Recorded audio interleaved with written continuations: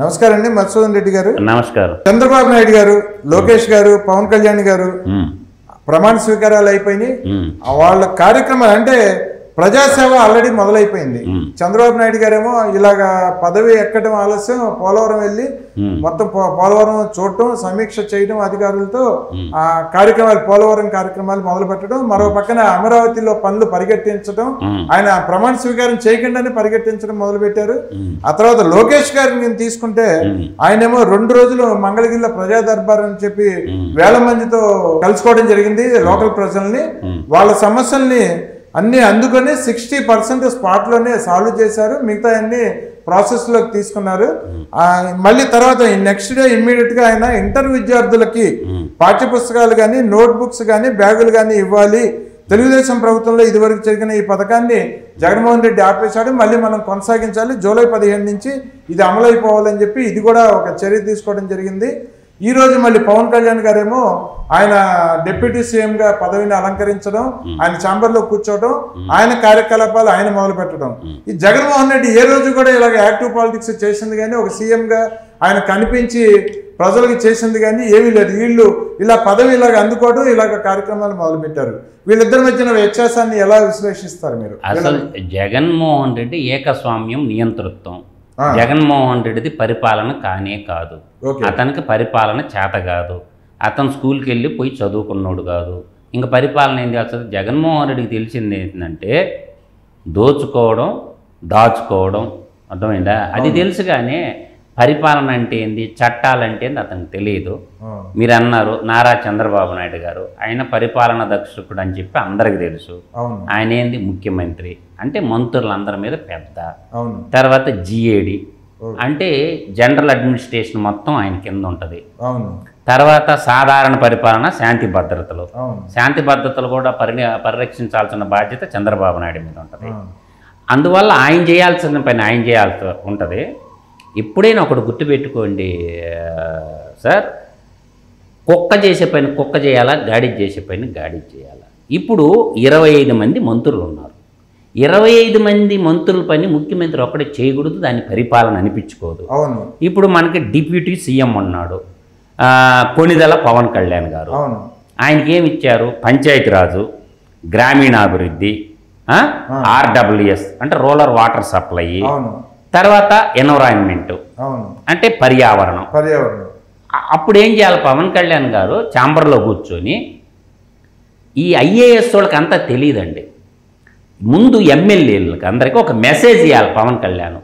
మీ నియోజకవర్గాల్లో ఎన్ని గ్రామాలు ఉన్నాయి, ఆ గ్రామాలకి గ్రామం వైజ్ ఏమేమి అవసరాలు ఉన్నాయి, ఆ లిస్ట్ అంతా నాకు ఇవ్వండి. నన్ను ఫస్ట్ ఏం చేయాలంటే స్థానిక ఎమ్మెల్యేలు 175 నియోజకవర్గాల ఎమ్మెల్యేలకి ఒక లెటర్ పెట్టాల పవన్ కళ్యాణ్ గారు. మీ గ్రామాల్లో మౌలిక వసతుల పరంగా ఏమేమి వర్కులు పెండింగ్ ఉన్నాయి, చేయాల్సింది ఒక రిపోర్ట్ తయారు చేసి నియోజకవర్గం వైజు గ్రామ వారీగా నాకు అందివ్వండి. నేను వాటి మీద ఈ 5 ఏళ్లలో చర్యలు తీసుకొని ఏది ముందు ఏది వెనక ఉంటాం. ఫస్ట్ తాగునీటి సమస్య ఉంటుంది. కాబట్టి తాగునీరు సమస్య ఎక్కడెక్కడ ఏమో ఉందని తెలియాలంటే ఈయన తిరిగితే ఉపయోగం ఉండదు, ఆయన టేబుల్ మీదకి రావాలా. ఉదయాన్నే పోయి 175 నియోజకవర్గ ఎమ్మెల్యేలకి చెప్పేస్తే వాళ్ళ గ్రామాల్లో నుంచి నేను చెప్పాను కదా వాటర్ సప్లై ఆల్మోస్ట్ 19% ఉంటుంది. వాటర్ డ్రింకింగ్ ఒక 10% ఉండదు. దాన్ని రెక్టిఫైడ్ చేయడానికి ఎన్ని నిధులు కావాలా, రిసోర్స్ ఏంటి, ఇవన్నీ చూసి గ్రామీణ ప్రాంత ఇంటర్నల్ రోడ్లు దరిద్రంగా ఉన్నాయి. ఆ రోడ్లకు సంబంధించిన ఎక్కడెక్కడ రోడ్లు దెబ్బని ఫోటో వీడియోస్తో సహా అంటే ఫోటో వీడియోలు తీసి అన్ని DPRలు తయారు చేసి అక్కడ ఉన్న అన్ని శాఖలకు సంబంధించిన పంచాయతీరాజ్ ఇంజనీర్లు అంటారు. ఇప్పుడు బాబు ఏ రోడ్లు తక్షణం పొయ్యాలా, ప్రజలు సులభతరమైన రవాణా జరగాలంటే మెయిన్ రోడ్ల మీదకి రావాలంటే గ్రామీణ ప్రాంత రోడ్లు బాగుండాలా. దాదాపు 43,000 కోట్ల రూపాయలు రోడ్లు ధ్వంసమైనవి అని సంగతి తెలుస్తుంది. దాని మీద చర్య తీసుకోవాలంటే ఏం చేయాలా? పవన్ కళ్యాణ్ గారు 24/7 చైర్లో కూర్చొని ఒక్కొక్క నియోజకవర్గం ఒక్కొక్క జిల్లా స్థాయికి పోతే కుదరదు. నియోజకవర్గ స్థాయిలో ఒక్కొక్క ఎమ్మెల్యేని పిలిపించి నాయన నీ నియోజకవర్గ స్థాయిలో ఎన్ని గ్రామాలు ఉన్నాయి, ఎన్ని గ్రామాల్లో రోడ్లు బాగున్నాయి, ఇప్పుడు ఇమ్మీడియట్గా చేయాల్సింది రోడ్లు, తాగునీరు. ఈ 2 సమస్యలు తక్షణం తీర్చాల్సిన బాధ్యత రాష్ట్ర ప్రభుత్వం మీద ఉంది కాబట్టి పవన్ కళ్యాణ్ గారు మీరు రండి, ఎమ్మెల్యేలు అందరూ ఫైళ్ళు ఎత్తుకోరండి, ఒత్తి చేతులతో పోయి ఒట్టి నోటి మాటలు చెప్పకూడదు, డిపిఆర్లు తయారు చేసుకొని పోవాలా, పంచాయతీరాజ్ ఇంజనీర్లు ఉరుకులు పొరుగులు పెట్టియాలా, RWS వాటర్ వర్క్స్ వాళ్ళు ఉంటారు కదా వాళ్ళని కూడా బాబు ఉరుకులు పొరుగులు పెట్టిస్తే అప్పుడు చిన్న మొత్తాలతో చేయగలిగే పనులు ఉంటే తక్షణం చేసేయాలి. లార్జర్ బడ్జెట్ అంటే చేయలేము. అందువల్ల ఏంటంటే ఈ పవన్ కళ్యాణ్ గారికి అయితే పని ఫుల్లుగా ఉంది. పల్లెలన్నీ విధ్వంసం అయిపోయినాయి కాబట్టి గ్రామీణ ప్రాంతాల్లో రోడ్లు, తాగునీరు, యుద్ధ ప్రాతిపదికన పనులు చేయాల్సిన ఆవశ్యకత ఉంది. ఎందుకంటే ప్రధానంగా నేను తిరిగాను ఆంధ్రప్రదేశ్ అంతా, ఎక్కడైతే రేగడ భూములు ఉన్నాయో, నల్ల రేగడ భూములు ఉన్న కాడ రోడ్లు విపరీతంగా దెబ్బతిన్నాయి. తర్వాత నీకు ఇప్పుడు మా ప్రాంతాలు ఉంటాయి కొంచెం గట్టిగా ఆర్డు సాయిల్ ఉండే కాడ రోడ్లు తొందరగా దెబ్బతిను, వాటి మీద యుద్ధ ప్రాతిపదికన చర్యలు తీసుకోవాలి. ఇది త్రాగునీరు, రెండు గ్రామీణ రోడ్ల మీద చర్య తీసుకొని దానికి కష్టపడాలి. ఒక 6 నెలలు కష్టపడి పేపర్ వర్క్ చేసుకుంటే గవర్నమెంట్లో అప్పటికప్పుడు అనుకుంటే అన్ని వ్యవస్థలు నాశనం అయిపోయినాయండి. అన్ని మంత్రిత్వ శాఖలు కూడా అలాగే పనిచేయాల్సిన పరిస్థితి. ఇప్పుడు లోకేష్ ఉన్నాడండి, లోకేష్కి వచ్చిన శాఖలు ఏంటంటే హ్యూమన్ రిసోర్స్ డెవలప్మెంట్. అంటే హ్యూమన్ రిసోర్స్ డెవలప్మెంట్ అంటే స్కిల్ మ్యాన్ పవర్ పెంచడం, తర్వాత ఐటీ ఎలక్ట్రానిక్స్ కమ్యూనికేషన్. అవును, ఇప్పుడు ఐటీ రంగాన్ని ఏ విధంగా పురోభివృద్ధి చెందాలా, ఈయన ఇంకా ఫారెన్ కంపెనీలకు వెళ్ళాలా, ఇండియాలో TCS వాళ్ళతో మాట్లాడాలా, HCL మాట్లాడాలా, ఇన్ఫోసిస్ వాళ్ళతో మాట్లాడాలా, టెక్ మహేంద్ర వాళ్ళతో మాట్లాడాలా, వీళ్ళందరినీ మాట్లాడేసుకొని సార్ మా రాష్ట్రానికి రండి, మేము భూములు ఉండే విశాలంగా మనం ఏం చేయాలంటే ఐటీ అనేది మీకు విశాఖపట్నం కంటే కూడా నా దృష్టిలో ఏంటంటే కోస్టల్ ప్రాంతంలో ఉండేదానికంటే అనంతపురం ఏదైతే ఉందో బెంగళూరు ఇంటర్నేషనల్ ఎయిర్పోర్ట్ ఉంది, క్లైమేట్ బెంగళూరు క్లైమేట్ ఉంటుంది, అక్కడ ల్యాండ్లు కాబట్టినంత ల్యాండ్ బ్యాంక్ ఉంది. లేపాక్షి సెజ్జులు 8,844 ఎకరాలు భూములు పడి ఉన్నాయి. సార్ మేము లీజుకి ఇస్తాం, ఫ్రీగా ఇస్తాం భూములు, మీరు వచ్చి బిల్డింగ్లు కట్టుకోండి, మీకు కావాల్సిన వాటర్ ఇస్తాం, మీకు కావాల్సిన పవర్లో 50% మౌలిక వసతులు కల్పిస్తాము, 50% విద్యుత్ ఛార్జీలో రాయితీ ఇస్తాము. కాబట్టి మా పిల్లలకు మాత్రం ఉద్యోగాలు ఇవ్వండి, మీకు ఏమేమి కావాలో అన్ని. పుట్టపర్తి ఎయిర్పోర్ట్ ఉంది కదండి, ఆ ఎయిర్పోర్ట్ చుట్టుపక్కల చాలా భూములు ఉన్నాయి. అంటే మనకి బెంగళూరుకి దగ్గరగా కానీ ఐటీని కానీ డెవలప్ చేసుకోగలిగితే త్వరితగతిన గ్రోత్ ఇంజిన్ లాగా తయారైపోద్ది. అందువల్ల ఏంటంటే అనంతపురం జిల్లా హిందూపురం క్లస్టర్ కానీ, పుట్టపర్తి సత్యసాయి క్లస్టర్ కానీ, అక్కడ ఆ చుట్టుపక్కల ఏం చేయాలంటే ఐటీ సెక్టార్ని బాగా డెవలప్ అవుద్ది. భూములు కూడా కాబట్టి నేను భూములు ఉన్నాయి కాబట్టి అక్కడ డెవలప్ చేస్తే ఐటీ సెక్టర్ త్వరితగతిన యుద్ధ ప్రాతిపదికన డెవలప్మెంట్ అవుతుంది. కాబట్టి ఫోకస్ అంతా బెంగళూరు బేస్డ్ చుట్టూ బోర్డర్లో ఉండే ప్రాంతాలు ఏవైతే ఉన్నాయో అక్కడ ఐటీని కానీ క్యాడర్ని కానీ డెవలప్ చేయగలిగితే అద్భుతంగా ఉంటుంది. మీకు విశాఖపట్నం ఏ విధంగా డెవలప్ కావాలంటే విశాఖ ఆల్రెడీ ఫార్మా ఎంటర్ అయిపోయింది, తర్వాత అరకు ఉంది. అరకులో మనకి ఒక ఫిలిం సిటీని కానీ సాధించగలిగితే ఇప్పుడు సెంట్రల్ ఫిలిం బోర్డు వాళ్ళతో మాట్లాడుకొని అక్కడ ఒక ఫిలిం స్కూల్ పూణేలో ఉంటుంది, ఇది సినిమాకు సంబంధించిన ఇన్స్టిట్యూట్ ఉంటుంది. అరకులో ఉన్నటువంటి యువతకి ఉపాధి కల్పన లేక ఈ యొక్క శీలావతి ఉంటారు కదా గంజాయి మొక్క సైడ్ పోతున్నారు.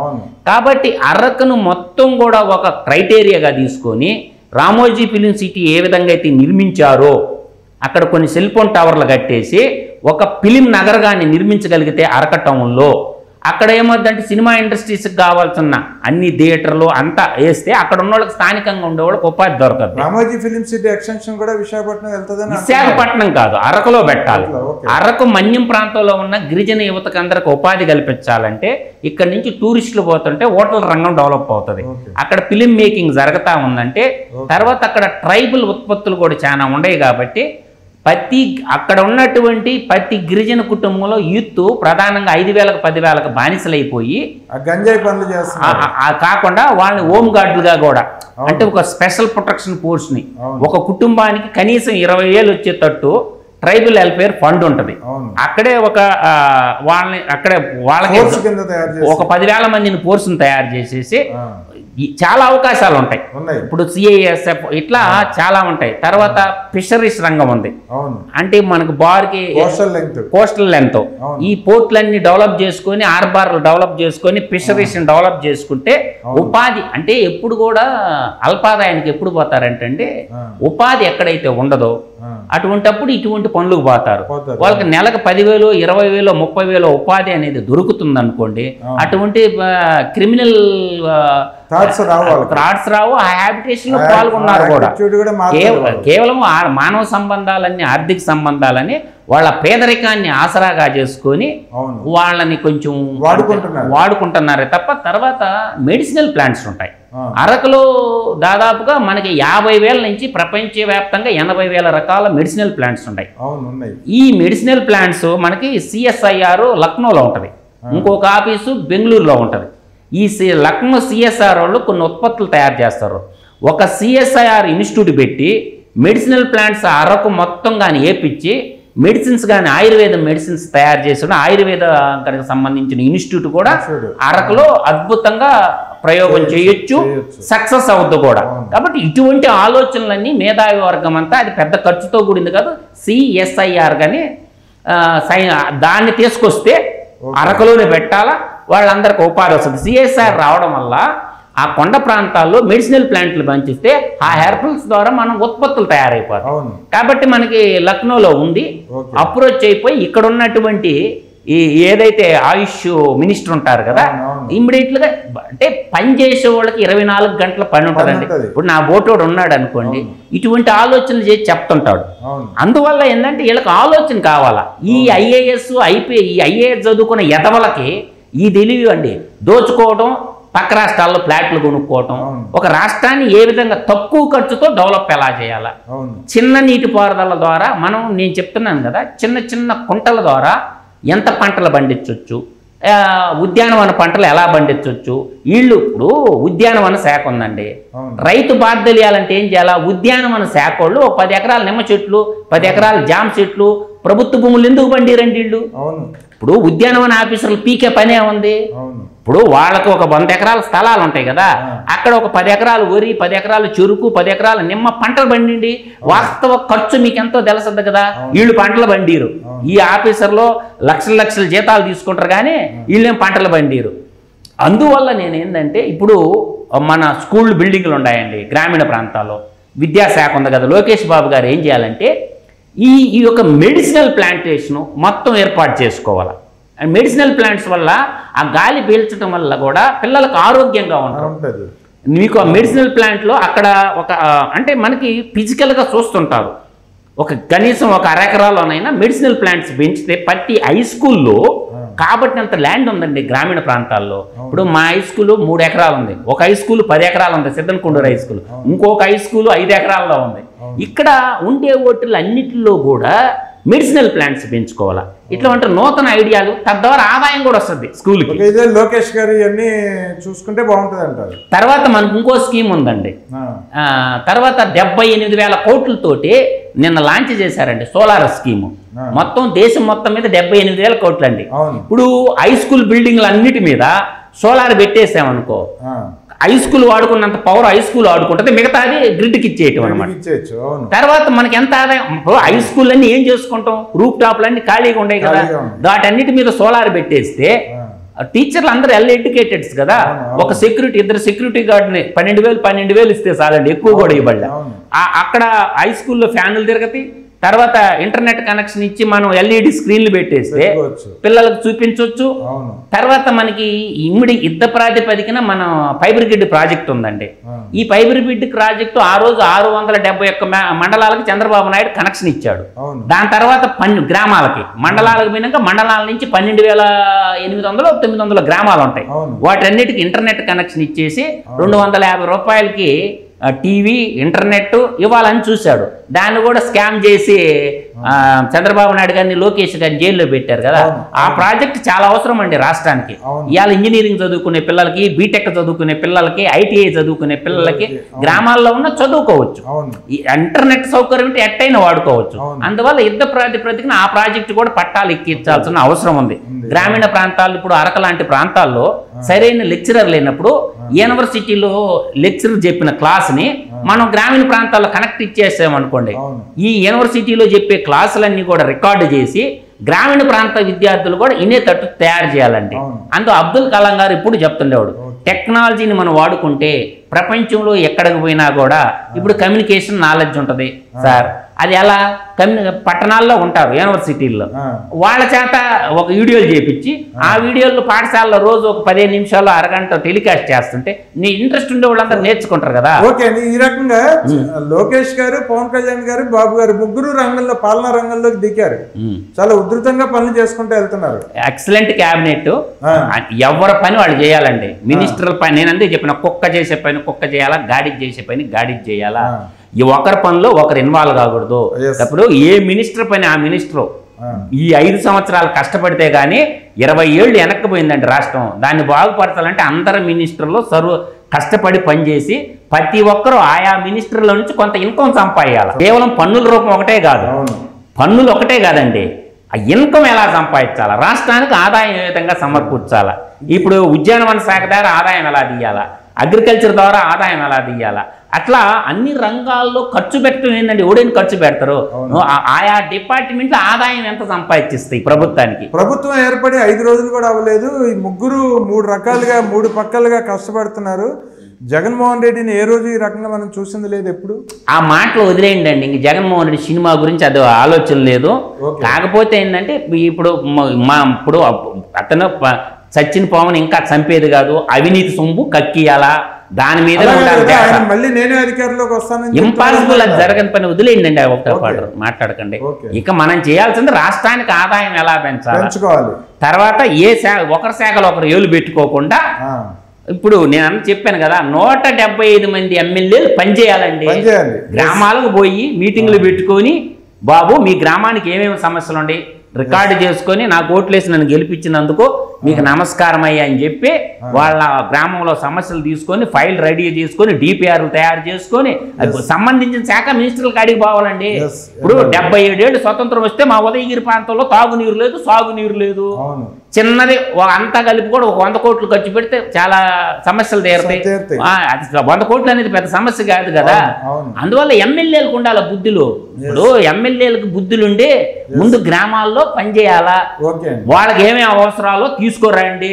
నేను చెప్తుండా కదా, 175 ఎమ్మెల్యేలకు అంబుల్ రిక్వెస్ట్ చేస్తుండా, మీకు డిపిఆర్లు చేసుకొని చేత కాకపోతే నాకు చెప్పండి రయ్యా, డే అండ్ నైట్ నేను తయారు చేసి ఇస్తా. మా సైన్యం ఉంది, మా సుభాష్ సేన సైన్యం ఉంది, ఎడ్యుకేటెడ్స్ ఉన్నారు. ఏ పని ఎలా ఫైల్ తయారు చేయాలో మీ ఐఏఎస్ వాళ్ళకి ఏమన్నా అడిగితే మీకు దరిద్రము, ఫ్రీగా తయారు చేసి ఇస్తా డిపిఆర్లు. ముందు మీ సమస్యలు తేండి, ఏ డిపార్ట్మెంట్ని ఎట్టగొట్టుకొని పోవాలా మొత్తం ఉచితంగా సహాయం చేస్తా. మీ 175 మంది ఎమ్మెల్యేలకి నా సహాయం ఎప్పుడు కావాలన్నా 24/7 అందించడానికి మన సీమాంధ్ర సిద్ధంగా ఉన్నారు. మన సీమాంధ్ర డెవలప్ కావాలన్నదే నా ఆకాంక్ష. రెండు ఇన్స్టిట్యూషనే లేదు, పరిపూర్ణ అవగాహన ఉన్నోండి. కాబట్టి మీకు ఎటువంటి డిపిఆర్ చేసుకోవాలా, ఎట్లా చేయాలంటే ఉచితంగా అందిస్తా. అంతకు మించి నేను చెప్పగలిగింది లేదు. ప్రజల పక్షాన ఉండండి, ప్రభుత్వానికి చెడ్డ పేరు తేవద్దు, ఎక్కడ అవినీతికి ఆస్కారం ఇవ్వద్దని మాత్రం నేను చెప్పగలను. అవినీతి అనేది నా కంటకు వస్తే ముందు దాడి చేసేది నేనే, దాంట్లో ఎటువంటి సందేహం లేదు. అవినీతి చేయకుండా ప్రజల పక్షాన ఉండండి. ఒక 5 ఏళ్ళు కష్టపడదాము, రాష్ట్రాన్ని పునర్నిర్మించుకోవాల్సిన ఆవశ్యకత తెలుగు తల్లిని ముద్దు బిడ్డలుగా మనందరి మీద బాధ్యతగా గుర్తిరిగి ముందుకు కదలాలని. Jaganmohan Reddy out of order, ఇంకా అతని గురించి ఆలోచించాల్సిన పనే లేదని చెప్పగలను. ఓకే, థ్యాంక్ యూ అండి, ధన్యవాదాలండి.